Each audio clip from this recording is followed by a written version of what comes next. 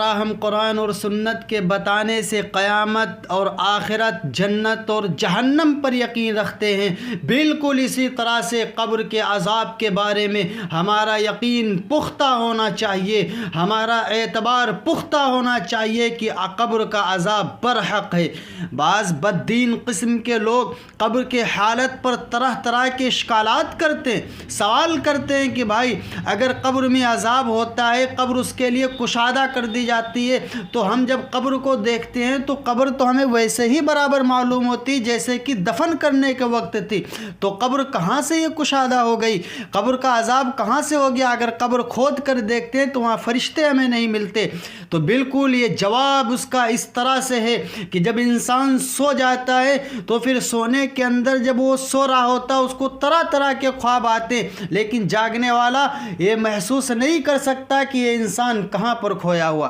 کوئی خواب کے اندر محلات دیکھ رہا ہوتا، کسی کو پتا ہے کہ یہ بندہ خواب کیا دیکھ رہا، لیکن بہرحال وہ خواب دیکھ رہا۔ اسی طرح سے قبر کا عذاب ہے کہ وہ اگرچہ اللہ نے ہمارے اور آپ کی آنکھوں سے اوجھل کر دیا، لیکن اس کو جو قبر کے اندر ہے اس کو پتہ چلے گا کہ ہم نے کتنی اچھائیاں کی تھی، کتنی برائیاں کی تھی۔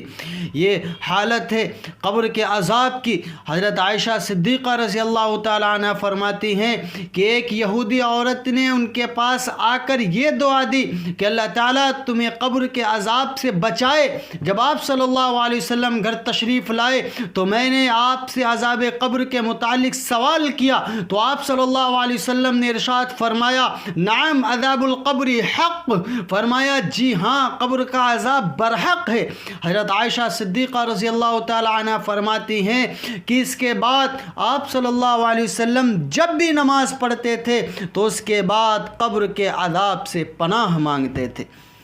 حضرت ابو ہریرہ رضی اللہ تعالیٰ عنہ فرماتے ہیں کہ آپ صلی اللہ علیہ وسلم یہ دعا مانگا کرتے تھے اللہم انی اعوذ بک من عذاب جہنم ومن عذاب القبر ومن فتنة المحیا والممات ومن شر فتنة المسیح الدجال۔ اے اللہ میں قبر کے عذاب سے پناہ چاہتا ہوں اور جہنم کے عذاب سے اور زندگی اور موت کے فتنے سے اور دجال کے فتنے سے بھی پناہ مانگتا ہوں۔ ایک مرتبہ آپ صلی اللہ علیہ وسلم سواری پر تشریف لے جا رہے تھے، راستے میں آپ کا گزر کچھ مشرکین کی چند قبروں پر ہوا، تو آپ صلی اللہ علیہ وسلم نے ارشاد فرمایا یہ لوگ عذاب قبر میں مبتلا ہیں، اگر یہ بات نہ ہوتی کہ تم لوگ دفن کرنا چھوڑ دو گے تو میں اللہ سے دعا کرتا کہ اللہ تعالیٰ وہ تمہیں بھی اسی طرح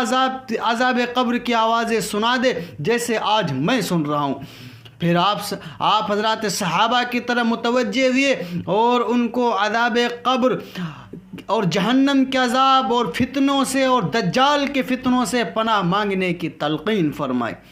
اسی طرح سے احادیث اور تمام آثار سے یہ بات بھی معلوم ہوتی ہے کہ قبر کے حالات اور عذاب وغیرہ کی آوازیں اگرچہ انسان اور جنات سے پوشیدہ رہتی ہیں، لیکن دیگر جانور آوازوں کو سنتے ہیں